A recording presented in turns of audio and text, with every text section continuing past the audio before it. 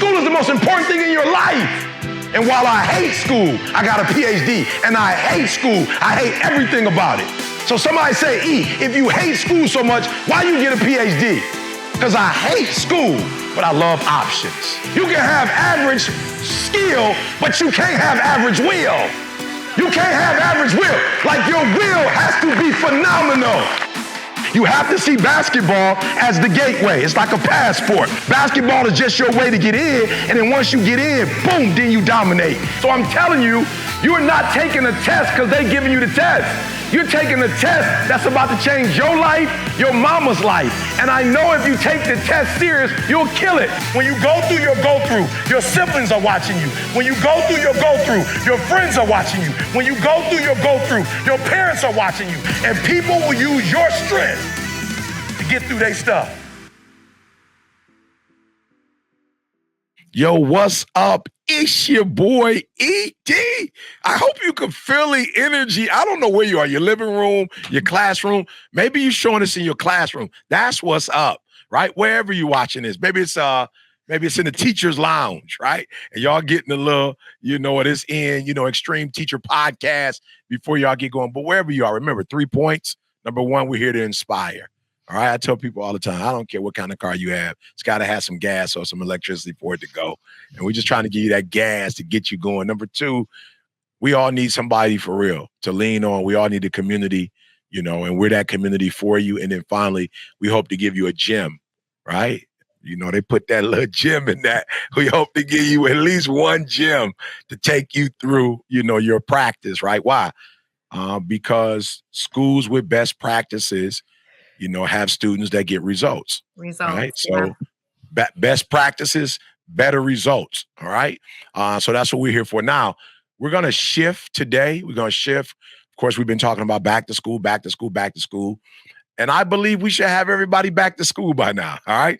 We know that even though it's the United States of America, we don't start school at the same time. All right. So some of us trickle in, a little later in September, all right? Some of us starting in August, but we should all be back now. Home school, alternative school, day school, night school, whatever school you're in, traditional, you should be back, all right? So now we're going to shift. Katie, can you talk to the people and tell them what our topic is going to be for the next couple weeks? Yeah, we're going to jump into a series on social emotional learning. So how do we make sure that we're meeting social emotional needs and how do we combine that with academics? So specifically today, we're going to talk about meeting students' specific needs. So meeting them where they're at academically, so mentally and emotionally too. Good. I love it. Can you give us, is there a definition for SEL? Can you give that to us? Yep, I pulled it up just in case I think SEL, I would say you can say that's kind of new, that terminology. Okay. I don't know if you guys would agree, but so it's a methodology that helps students of all ages to better comprehend their emotions, feel those emotions fully, and demonstrate empathy for others. So it's kind of that 3-part, knowing what our emotions are, feeling them fully, naming them, and then demonstrating empathy. Huge. Man, if you can get... when I look back at what I went through, I realized it wasn't life-changing, meaning that I didn't have to respond that way. It's like some people think, well, E.T., you were, you found out, and you were, but there are other kids who went through exactly what I went through, but because they were more mature, I'm not saying they're better humans than I was, but because they might have had greater tools from an emotional standpoint, they were actually able to take their situation and leverage it. And I didn't, because I didn't have, I'm not going to say I didn't have the tools, right? Maybe somebody gave them to me. I didn't pay attention, but I wasn't as mature, right? And I look back at my life, was like, man, you could have did that a lot better, a whole lot better than homeless, And I know when people hear my story, one of the things that you may or may not get, it was dangerous being in abandoned buildings on the west side of Detroit at 16 years old. That was very dangerous, right? I put myself in some very dangerous situations, being in homes with people who were doing things they shouldn't have been doing. And just being honest, when you were a high school dropout, what you do in the daytime versus when you're in school it's a lot different. It's a lot safer going to school. Let me just say that to you. And so I could have handled it totally different. And so when I think about this social emotional learning stuff, it's like, man, where was that when I needed it, right? So let's just get straight to it. And let me say this. I'm gonna throw it over to Sam first, but let me say this to you guys. This may seem weird to a lot of you, but when I think about the mental, I want to talk about the mental first. I actually felt like the master's and the PhD was more of a mental fit for me than K through 12 in the first 4 years of college, like literally, And I'm gonna tell you guys why I say it. I felt like, man, just master's and a PhD was just a fit. It was just it just felt so natural. And what I mean by that is 4-year degree, especially K through 12, there was a lot of memorization and not a lot of, and I hope you guys know what I'm talking about. And there's not a lot of creativity. There's way more of, hey, here's the playbook, you run the play, just like I tell you to run the play. So there were a lot of courses I took in the 4-year as well as K through 12 that I wasn't necessarily like, I'm not feeling this. Like, I don't really understand why are we learning this? Like, I don't get it. The master's program, everything, it's all about what you want to learn. Like everything you studying is what you want to, the PhD especially. It's like you're literally somebody could say, that's a big old dissertation. It is. But you're spending hours delving into something that's meaningful to you, that's passionate to you, something that you have an understanding of, and you're trying to get more clarity on that particular topic. So yes, you're right. The rigor may be a lot more intense, but the passion is much greater than I'm taking stuff at Michigan. I'm telling you, K through 12, 4 years, I'm taking stuff. I'm like, I don't have the slightest idea why I'm studying this. It's not, I don't get to choose. You have a path for me and you telling me exactly what I have to take, exactly when I have to. Master's was like, it was like going to a buffet and I get to choose. The PhD was like a personal chef. And I'm telling you exactly what I want and you putting it. And so I know that may sound crazy to people, but I actually, if you look back, I did a lot better in the master's and the PhD program, academically, mentally, than I did in any other grade in my life. Nah, hands down. Hands down. I was when I went back for music, what's the valedictorian? The valedictorian is the first one. What's the second one? Salutatorian. Yeah, salutatorian. Ask me. and only because I was still teaching and coaching, so my attendance just wasn't. But my grades were better than the valedictorian. Like you absolutely correct. Once you start getting into that area where you choosing, you ain't in school because your mom and daddy told you to be in school. Yeah, you're in school doing something you want to do. It's definitely sweeter. A little bit more rigorous, but sweeter. Yeah, for sure. absolutely. I think, so let's talk about it. Yep, talk to me, Katie. Yeah, I think it's interesting because you're talking about like focusing on your why. Like when you got to the master's and PhD, you knew your why. Yeah. And then Mel's talking about interest, right? It's your interest. You chose that. So it's really like as teachers, if we can incorporate those things more in the K-12 program, right? Yeah. We can still get there, right? It doesn't have to be, when they get to the master's and PhD, that's absolutely. But can we get them to recognize the why earlier? And can we incorporate innovative instruction and choice so that they feel like the learning that they're doing is relevant and then the engagement increases? Yeah. And I think what I love about social emotional learning is that it's focused on the whole child, right? It's not just the test score. It's not just the grades. It's really focused on the whole child. So I think, we've talked a lot about like relationship skills, but it's also the self-awareness, the self-management, the social awareness, how to make responsible decisions, like the building up the soft skills that we talk about a lot. And so I think, thinking about as teachers, how you model those things in the classroom is very important. And just going back, so I think like what you two just shared, right? Knowing your why, knowing what you're interested in, a lot of that has to do with self-awareness, right? Like, so how do you incorporate that in the classroom more, right? And I think that's where Nell always talks about, like, it's so important to humanize yourself as a teacher. So I think one strategy could be, you're at the front of the classroom at the beginning and you're sharing with students like what your goal as a teacher is for the day, right? And then at the end, being able to reflect like, okay, did I accomplish this goal? Did I not? And then modeling that with the students and having them do that. And I think that helps. That's just one strategy. I was thinking about to help develop self-awareness, which ties directly into like you even understanding yourself, what your interests are, what your passions are, and applying that to your life. Yeah, and I think what Katie said on a previous podcast is 4-to-1 concept, but more specifically, empowering the students with the 4-to-1 concept. You know what I'm saying? Like giving meaning to the 4-to-1. You know what I'm saying? So that they know, oh, this is what 4-to-1 means. And then to her point, the benchmarks. This is failing the 4-to-1. This is what like when I hit the 4-to-1. This look what it look like when I kill the 4-to-1. And I really feel like students are at a disadvantage because of most of what they need to know is not just what we teach in the, you know, the science, the English, the whatever, but it's also in the meaning of all the stuff that is associated with it, and they don't get to know any of that stuff. So it's like, yo, you need to know if the 4-to-1 concept is a part of what I'm going to be teaching, you need to know what the 4-to-1 concept is because you need to know that. To your point, if it's SEL, then the definition needs to be on the board in a way you can understand it. And then we need to talk about how does the 4-to-1 apply to your learning. So now we're talking about a why. Well, what's your why? Like, and again, I understand when teachers say it's a lot. You are a professional. You know what I'm saying? Like, I don't know, I got to keep that in front of you. You are a professional. As a professional, what you do is you juggle all of these things and you're still able to be effective. That's why you are a professional. That's why you went to school. That's why you got a certification. That's why you went and got 4-year master, whatever you got, because you are a professional. And so for me, a part of what I learned in the PhD was critical thinking.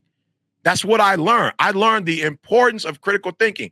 I learned the importance of taking a theory and building on that theory. So when I talk to my students, I talk about critical thinking and the importance of critical thinking. And we study critical thinking. Again, Katie, we're not going to wait till you get to the master's or the PhD. Critical thinking is going to help you. So because I went to Michigan State, got a master's and a PhD, and most of the teachers were the same in both programs, there was a common thread.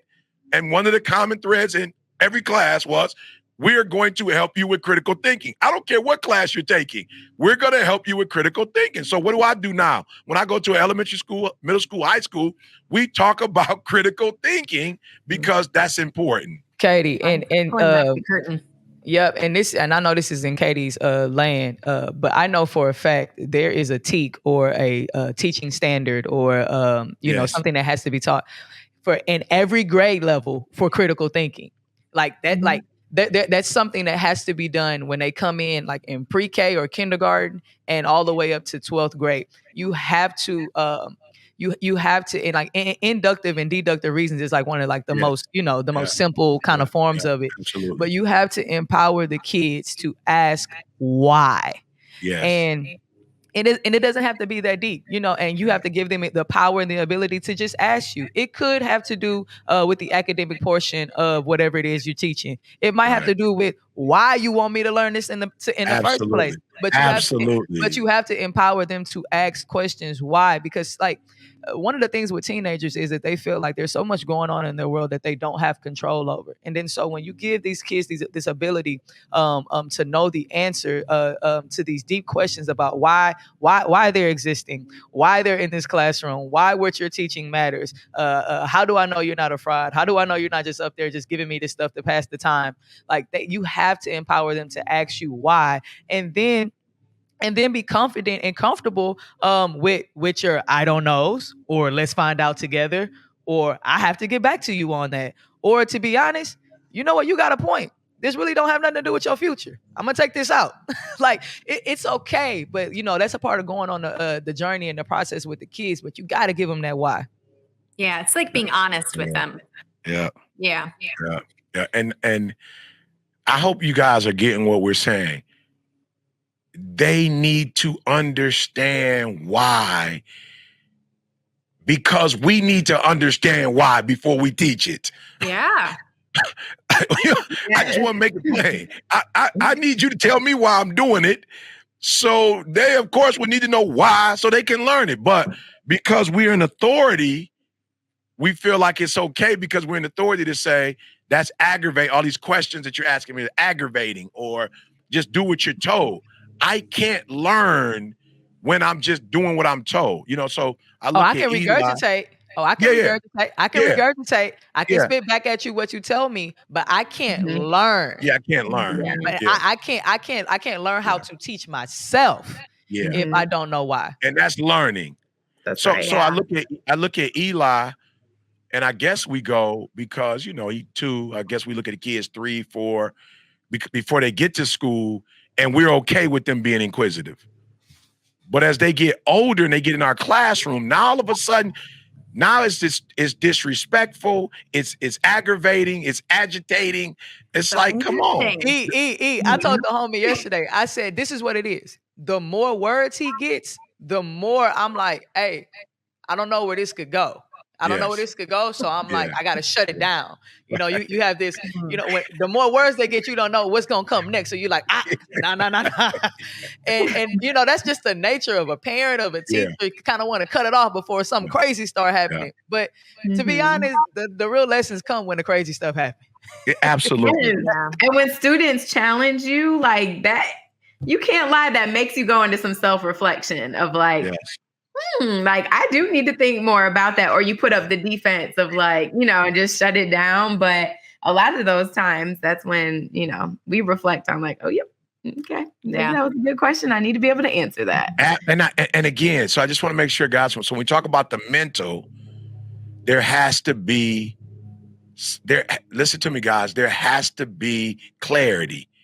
So when you talk about the mental, we say mental and emotional, we're doing mental right now. In order for it to make sense, there has to be clarity. Once the mind can wrap itself around the concept, the idea, the brain gonna do the rest of the work.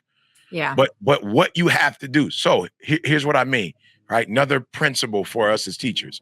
What gives you clarity does not always give every other person the same clarity. It's not the same clarity. So I may need to see it in a book, like I as I'm working with my Spanish instructor, he loves to just have a conversation. And I'm like, look, Spanish and English. I don't know Spanish like that. I need to see the words. Okay. I have to see it. Once I see it, I don't know what happens to my brain, but once I see it and I can see the word, like I'll look at a scripture. You feel me? If I can see it, todo lo puedo en Cristo. Once I see it, I'm like, oh, I got it. It makes sense. But puedo at first, when I just saw, I didn't know what you was talking about. But in the I form, Joe form, I get it now. But I have to see it. But once I see it, it's mine. You can say it 1,000,000 times. It's something about my mentals that don't click when you say it. But if I'm visual, if I can see it and you can let me write it. Okay, so here's what I do. I see the word and then I write the words, right? So if I see it, I'm like, oh, I got it. Tener. All right, tango. All right, tango, tango, tango, tango, tango, tango. Got it. Okay, tenés. Got it. Let me write it 60, 70 times. Once I do that, it's mine all day. But if you say the same word to me, tener, 100 times, I still can't get it. And so when we talk about the mentals, let's know who we have in the class. Let's understand. And look, you like, that's a lot. No, it's not. You can get a sheet of paper and ask them, how do your mentals work best? You could just ask me, how do you learn best? It take 30 seconds. And I can tell you, I am a visual learner first. If you show me in a movie, I got it. If you show me a picture of it, I got it. If you put some color on it, I really got it, right? And so if you let me put it in my hand and I can walk away with it and I can put it on my board, I got it. But if you're only going to say it to me, it's just not going to work. So teachers, do me a favor. Let's first day of school, just ask, how do you learn best? And once I figure out how you learn, if it's a video game, I can teach you math or science or social studies or English with Miss Pac-Man. If you tell me Mortal Kombat, whatever you use, there are some patterns in Mortal Kombat. And I can show you the 8 parts of speech is the same patterns that you learn in Mortal Kombat. It's patterns. In the same way you play that game, and every time you play it, you notice something different. and then you make the adjustment every time you play the game again, I can show you how to do that in writing. I can show you how to do that in math. So please ask the questions. And if you ask the questions instead of making assumptions and based on your assumptions, you might end up losing me. It's 50-50. But if you ask me how I learn, if you ask me my favorite food, you don't have to guess. I can tell you my favorite food, and we don't have to spend $100 at some fancy steak restaurant. You can get Chipotle for $6.55. You can get me a burrito with the right sauce, and I'm solid. Ladies, talk to me. How can we help them with the mentals? To your point, E, the mental, it's scientific. Our brain works in patterns. Yeah. That's how it digests information. That's what it wants to do. That's why, we have biases. That's why we put in categories. Our brain literally just works in patterns. So when you're trying to teach a kid, I imagine it like this fog or this cloud. And as teachers, we're trying to build on top of the fog and the cloud. And without telling the kid the pattern that's up under it, the rock, the stone that the thing actually has to sit on. So we're just stacking all these things like in thin air and like, oh my God, it's not sticking. Oh my God, why don't you know this? And it's like, because they don't have nothing to attach it to. They don't have anything to put it on. So we have to make things real for them. You have to make things tangible for them. You have to, and I keep using my hands clearly. I like, being able to touch stuff, but you have to make something real for a kid so that it can lay on something else. So, even when you just think about kids learning their ABCs, they before they even know what the ABCs are, they know that song. That's what they know. And so it's just keeping that in mind for your kindergartners, for your 12th graders. I know a lot of times high school teachers, they're like, oh man, they should know this, or they still babies. They babies in big bodies. They babies in big bodies, but patterns. That's how the brain operates. Yeah, definitely. Yeah, I think, to your point of like teaching kids in the way that they like to learn, the first thing we have to do is know that. And it's just all about deciding that we're not going to teach them all the same thing in the same exact way. Right? We're not going to read the same novel every single year and teach the same exact content to every single class. That's just not good instruction. I mean, if we're being honest, it's just not, right? So we have to be able to know what our students' needs are first, so then we can try to meet their needs. So you just talked about learning styles, but I'm going to talk about reading, but really this does apply to all content areas, is doing that interest inventory first. So reading interest inventory, I talk about it all the time, but it's so powerful if you know what their interests are, whether they're reading interests or, if they are like, I don't like reading, then you can put favorite movies, TV shows, all the things, but know their interests so that you can incorporate those. And then reading assessments too, or any assessment, pre-assessments, know what your students know before we try to teach them, right? So if we know what their reading levels are, let's not give them all the exact same text that's for 80% of the class too difficult. Let's make sure we know what their reading level is first. And it doesn't mean we can't be rigorous and get here, but we might need to start here with some leveled text at different areas with different text for different kids first, before we can get them to this place that they need to be. So assessments first, inventories first, interest inventories, learning style inventories, what you mentioned before. And then my last one is just doing continual learning conferences with kids. So talking to them about their learning throughout trimesters, semesters, whatever it is. So I call them reading conferences, but it's sitting down one-on-one. What are you reading? How's it going? What reading strategies are you using? Do you like this book? Do you not like it? And having those conversations with kids, that's what's going to increase their critical thinking, right? They need to be able to tell you, actually, I don't like this book, or I'm reading it, but I'm having trouble with the vocabulary, whatever it is. And again, you can make this match your content area, but making sure that we do the interest assessments, learning assessments, learning style assessments, and then we conference with them along the way so we know where they're at. That's how we're then going to be able to meet them where they're at. I love it. Self-conferences. I just wrote it down. Yeah. Yes. And I think also going back to those interest inventories, it's one thing to provide those inventories at the beginning of the year.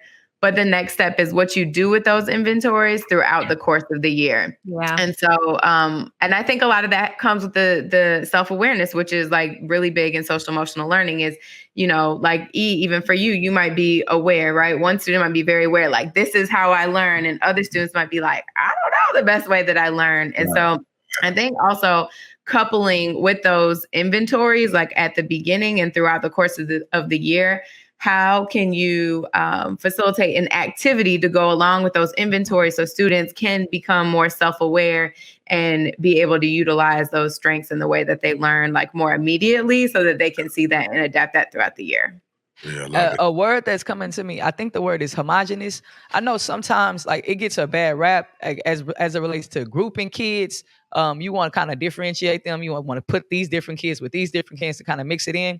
But there's a confidence that comes when you're surrounded with people that are the same. And it's okay every once in a while to get those kids back in those homogenous groups so they can look around at each other and say, oh, this is what we are, and take confidence in that and take power in that. And then when you go back into your differentiated groups, now they're confident in the way that they learn. They're confident in who they are. And every once in a while, when they forget, you just group them back in those same seat. There's power in being a girl. There's power in being a guy. There's power in being this kind of learner. There's power in being that kind of learner. Every once in a while, you just gotta like give them that confidence boost again in those small groups of togetherness, and before you send them back out into their differentiated groups. I love it. So guys, as we wrap up, Sam, you had something else? No, go ahead. Oh, okay. So as we wrap up, guys, I really want you to understand, because there's some of you for real, you like, man, I want to do it, but you feel this sense of anxiety. You feel this like it's a lot. Listen to me very closely. I'll give you an example with the NFL. Every year they start after Labor Day, the Sunday after Labor Day. It happens every year. Okay. So I just want to show you as a teacher, you get this thing down pat, it's plug and play. It's plug and play. It might take you 2 years to get it, maybe 3, but it's plug and play. Once you get it, it's plug and play. So now, of course, they throw in a Thursday night game. That's new. Right. So they start on Thursday, but really, but it's after Labor Day, right? The Lions come on at 1:00. It's not a surprise. 1:00 Eastern. It never comes on. They never play at 1:52 Eastern time. It's always 1:00. It's plug and play, right? It's plug and play. Once you figure out your students, it's only going to be a certain type of learner. And then nobody going to throw you off. It's going to be a certain type of learner. You know what I'm saying? You can research it. They're going to fall somewhere in that category, right? Once they fall in that category, there's certain patterns, things, environments they like, certain words they like, certain way they like to receive the information. It never changes, right? For those of you who are not familiar with it, you can come to extremeteachers.com and get certified. But I promise you, it's the same. It doesn't change, right? Once you figure that out, then you can start preparing lessons for them. You can start preparing how you teach. I promise you, it's plug and play. It's a pattern. So it's not as deep as you making it. And then once you figure that student out, and it may take you a semester, 2 semesters to put all the research together, put all the paperwork together, put all the programs together. And then when they come in, you take it out the box and you just give it to them. I can hear there's a teacher who's trying to bite this whole chunk off at one time and do this all.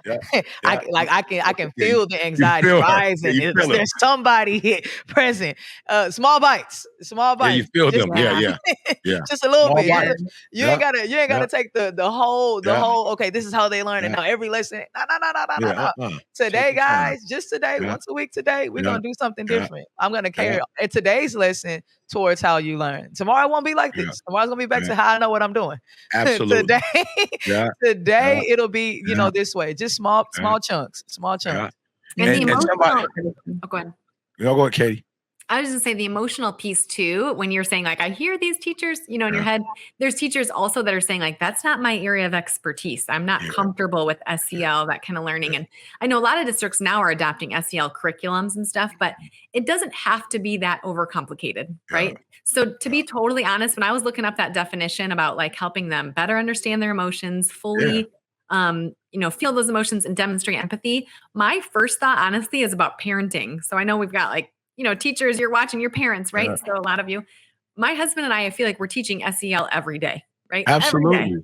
Absolutely. And it doesn't have to be overcomplicated, right? Yeah. So like my 5-year-old, he's like so mad because every time he builds something, his 2-year-old sister knocks it over every time. Yeah. He calls her Destructo baby, right? Yeah. So we have just had to talk about like, how do we do those 3 things? And I do it without really thinking about SEL, but like, how do you name your feelings? Hey, I'm frustrated. Every time I build something, she comes in here and knocks it over. Now, you can fully feel those, but you have to do it in a respectful way, appropriate way. You can't yell Destructo baby and leave the room, right? So well, you can, but we have done that, right? But we got to teach like, hey, maybe I can pause and think she just wants to play with me because she loves me. I can maybe incorporate a different way that she could play next to me. Or can someone help me with this? It's feeling difficult and overwhelming to me. So naming those things and then giving them a strategy, and then just that empathy piece, thinking about how she feels. That's just like simplified version, right? I know we got kindergarten teachers hanging out with us, but it doesn't have to be overcomplicated, and it can be woven into everything we do. Just that daily name the feelings, figure out how to problem solve, have some empathy for the other side of things. But again, here's what I mean, Katie, when I say it's about familiarity. Like really, at the end of the day, if someone is going to learn and be transformed, you start with what they know and then you move forward. Yeah. Most of the teachers that's struggling with SEL, your students aren't struggling with it. Like most kids, most kids in the communities that I teach, they doing SEL at home every day. Like their daddy is probably not at home. Maybe my mom may not be at home, maybe grandparents. And so they raising their siblings. They already doing, they're already doing the social emotional learning stuff. They're doing that. They're experts at calm down. I know mama's not here. It's going to be okay. Okay, go sit down. I'm going to make you lunch. All right, I'm going to bring you lunch till mama get home. Okay, look, mom had to work late. I'm going to need you to go to bed early today. We got to get up and go to school. All right, look, don't cry. Here's a teddy bear. They already doing it. They just didn't get certified. They didn't get certified, but they calming stuff down at home. They strategizing at home. They making sure everybody feel comfortable. There's certain things that are happening outside. They're like, look, calm down. I know you heard that loud sound. Everybody get down. You know what I'm saying? Keep your mouth shut. Like they're doing it. Now we just have to help them make the connection to how to do it academically because nobody is showing them how to do it academically. But I just think about, I was the oldest of my siblings. I was doing it. I'm doing it now with my sibling, with my mom. My mom will call me, y'all can't believe this is happening. I'm like, yo, ma, relax. Let's think about, don't sweat the small stuff, ma. Let's think about the son. Thank you so much. I need that. So our babies are already doing it outside the classroom. Don't overcomplicate it. Give me the 3 again. I'm going to show you. Give me the 3 again.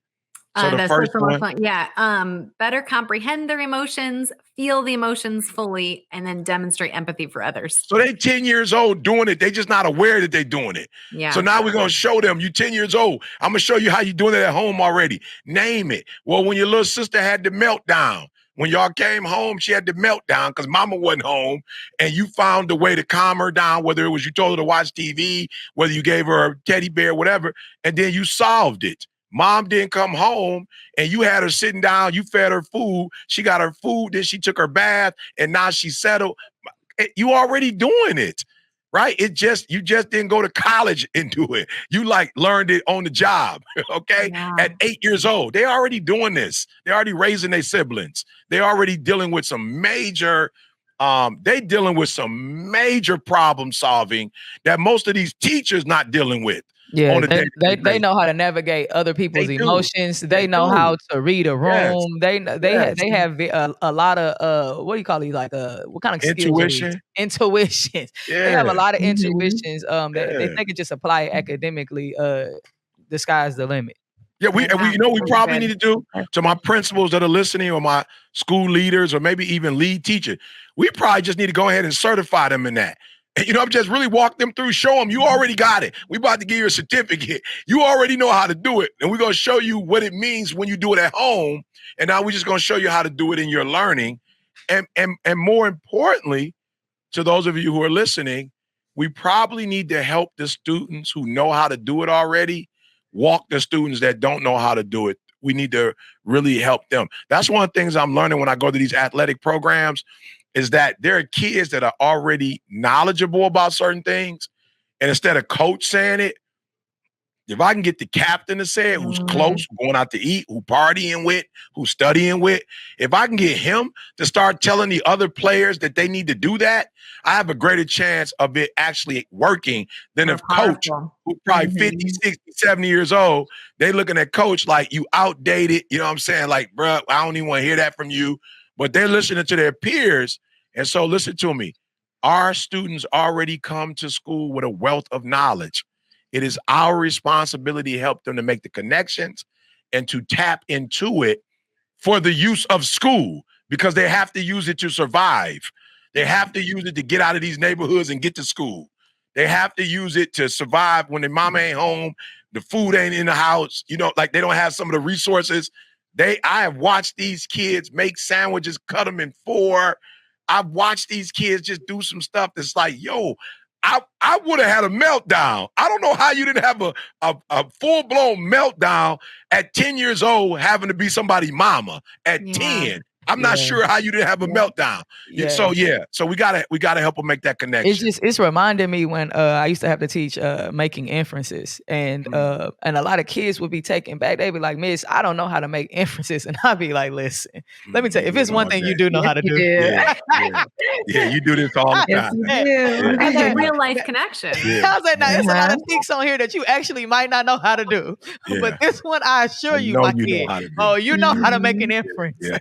And it's just a matter of like putting it in terms that they understand. Oh, absolutely. I already do this in my everyday life. I love it. I love that. We're going to Mr. B. We love this one so much. We didn't even want to come to your office, but we got to stop and get to your office. This was a fun topic. We only really dealt with the mental. We'll come back and deal with the emotional, on our next episode. Talk to us, B. That's it. It was so good. We have to have a part 2. Well, come over here and step into my office really quickly. You know what we do here. We recap and review all of the most impactful points from the broadcast. And today we're talking about SEL and why it's so important in today's dynamic classroom environment. And the first thing that we heard everybody talk about, literally everybody mentioned something about this. They said that higher education was more fulfilling to them because they got a chance to choose the field of interest. They got to have more control over their own education. They got to create their own buy-in, right? And a lot of people talk about, how do I get these kids to buy into what we're doing in the classroom? You don't. Let them do it for you. Let them tell you what they're interested in and motivated by, and allow them to be humans, not just students. SEL is about connection. It's about empowerment. It's about showing them how and why what's happening in the classroom is relevant to them and their actual lives. And that begins with empowerment, not just instruction. Now, number 2 is you are a professional. Now, here's the thing. Professionals can impact outcomes. If you can't impact the outcome, you're not a professional. Professionals take personal responsibility for everything that happens in the classroom, not just the day-to-day metrics like attendance and standardized test scores. They take personal responsibility for everything. And it used to kill me when I was coaching at a Division I level, and I would hear coaches all the time talk about, I can only prepare them. I can't go out there and compete for them. That's on them. They never talked like that when they were holding up the trophy, when the confetti was coming down, when they got the championship rings. I never heard a single coach say, I had nothing to do with this. I didn't compete for them. It was all them. I never heard it in my entire life. So we have to keep the same energy, right? You're a professional. And yes, that means that you have many responsibilities. You wear a lot of hats, but you have to take ownership over the outcomes of all of that. Not just part of it, all of it. You are a professional, and you've spent literally years of your life studying to be successful at the role that you're in. You're literally trained to be amazing at what you do, and you are amazing at what you do. So never doubt it. You're a pro. I need you to carry yourself as such. Number 3, everybody, is ask the right questions. And pretty much everybody mentioned something about this as well. SEL requires an individualized approach. E.T. said that he doesn't learn Spanish the same way that somebody else might learn Spanish. He needs to see the word and write it. So he's a visual learner. And we know that students learn through seeing, hearing, and doing. So if you're taking a shotgun approach, you're going to get shotgun results. You're doing the same thing for everybody. Yeah, you might hit the target, but how much collateral damage did you cause in the process?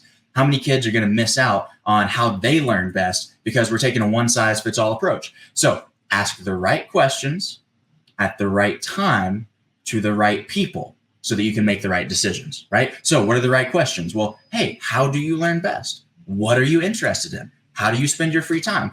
The right questions. What about the right time? Early on in the year. Do not wait to develop a relationship with the kids in your classroom. And then the right people.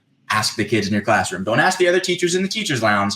Ask the people who it affects, the kids in the classroom. If you do all of that, you'll be able to make the right decisions about your lesson plans and classroom dynamics. Now, look, as always, if you're interested in the Extreme Teachers team coming to your school doing a professional development, email us at info@extremeteachers.com and visit our website at www.extremeteachers.com to learn more about becoming a certified Extreme Teacher, taking advantage of our free virtual PDs. Check out everything else that we offer. And if you know an Extreme Teacher in your life, don't forget to use the link in the description. It's a super easy process now. You don't even have to email us. Click the link, submit the form, and it'll allow you to nominate somebody to be recognized on the podcast as an Extreme Teacher. And speaking of, we got a really, really cool nomination this week, and I want to show you a couple of pictures. Now, this nomination comes in from Kayla McGee, and she said that, Tara Wright is a true lion. She said, we are the Hayworth Lions at their school. And when it comes to being an amazing teacher and cheer coach, she's turned the kids in her classroom and her cheer squad into students with integrity, confidence, and hustlers. She's a huge ET fan and uses his quotes and podcasts to begin her high school cheer girls and show them what it's all about and what it means to, quote, be a lion on and off the court. She deserves this recognition because she is always the one pushing others into the spotlight. And I believe it's time that she's recognized in the spotlight for how she has changed the lives of several kids. And I'll end by sharing a quote with one of her fourth graders last year. This kid said, "When you walk into the room, it makes me smile. I feel like you've changed the world more than once." And here on the screen, you can actually see a letter that fourth grade student wrote to her teacher, handwritten and everything. I think that's absolutely phenomenal. So big shout out to Mrs. Wright. Keep on doing your thing and making an impact out there. Now, as we bring another episode to a close, I'm reminded of this quote that I was always told as a kid, right? I'll admit I was kind of an anxious kid. And so people would always tell me, look, how do you eat an elephant? One bite at a time. And so I know that a lot of you out there are dealing with COVID and Delta, not to mention all of the normal day-to-day things that teachers deal with every single day. But Auntie Val famously tells us to be amazing on purpose. Amen. And that's what I want you to do. Not forever, not for the rest of your life, but one bite at a time. Be amazing. Be an extreme teacher. Be everything that you're capable of being, one bite at a time, one child at a time, one day at a time. You're watching the Extreme Teachers video podcast, and we'll see you on the next one.